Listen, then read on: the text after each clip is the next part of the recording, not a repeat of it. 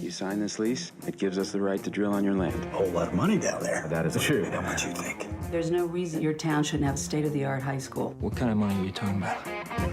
You could be a millionaire. Hi, everybody.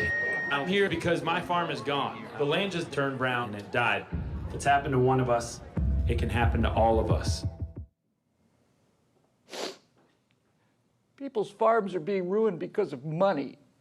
That was a clip from The Promised Land. It's a new Hollywood film that's critical of fracking, and while the film doesn't premiere for months, a battle is already being waged between the filmmakers and the energy industry. Hi, everybody. I'm Bill Whittle. Stand by for Front Page.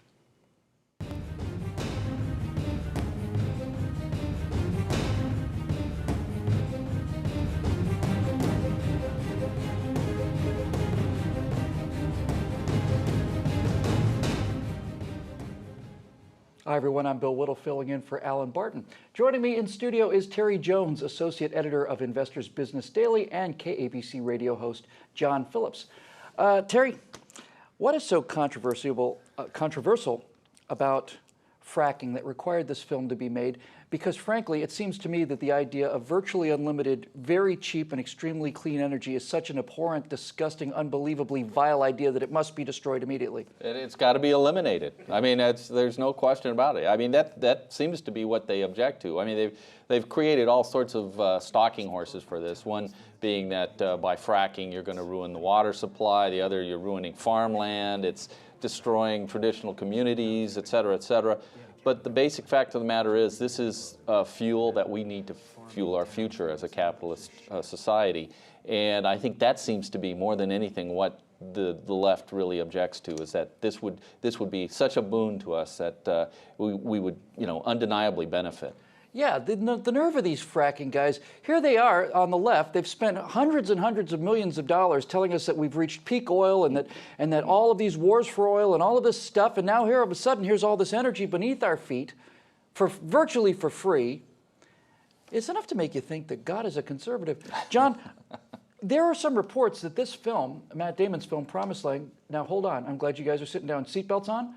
It turns out that some of the money for this film may actually have come from Abu Dhabi, which you could make the case might have a vested interest in us not developing our own cleaner, cheaper domestic energy sources. Well, of course there had to be Abu Dhabi money involved in this picture. Who in a pitch meeting is going to greenlight a project that's Aaron Brockovich without the TNA and Julia Roberts? Nobody's going to greenlight that project. And by the way, that's the only way guys from Abu Dhabi can get cast in films. Yeah, that's right. So, it seems like a pretty reasonable thing for them to do. And it's BS. Nobody's going to go see this movie. Nobody is going to see it. Well, that'd be par for the course. But, that's not really the point, right? Because it's not Matt Damon's money. It's somebody else's money, and he gets to stick it to the man. And if the man's not the president, the man's got to be somebody. So it's got to be corporations. Honestly, Terry, before we get into the economic development issue, if you just look at the little clip that we saw, really, what we just saw was a guy wanted to make some money, and now all my cows are dead. Mm-hmm. I mean, honestly, do you think this sort of thing is going to? Do you think the American people will buy this nonsense? As our friends Phelan McAleer and Ann, who made Fracking Nation, right, said, the reason the town is called Sulphur Springs and has been called Sulphur Springs for 200 or 300 years is because there's so much methane in the water, because there's so much natural gas in the earth. These riches have been here from the founding of America. It's how we got so many of our place names. Yeah. Well, and the other thing here is this movie. I have not seen the entire movie. I've seen the previews. This movie follows a standard Hollywood plot. They bring in, it's the predictable corporate bad guy who comes in and wants to take over everything and rape the land and leave people, maybe a little bit better off, or some people better off, but they're destroying a traditional society here. Please, most of these things in reality, follow a predictable conflict between neighbors and neighbors. Some neighbors want it, some neighbors want to keep their bucolic paradise, some don't. And those are real conflicts, those are local conflicts, but they should be resolved locally. And it's not a question of big bad business foisting their beliefs or their power on people. It's not that at all. Yeah, that's right, because ultimately, as we see from this movie, private businesses, energy companies, don't have legal coercive power over you. They can't simply position troops or policemen and start fracking on your land if you don't want to. These are choices that people make, and those people can't be allowed to make those choices, which is why I want to talk to you about the cultural aspects of this, John. You've been a member of a communist party here in America. You're a member of SAG-AFTRA, right, certainly, so you've been associated with communists about as long as I have in this business. But it's really about the culture, isn't it? Because politics is downstream of culture.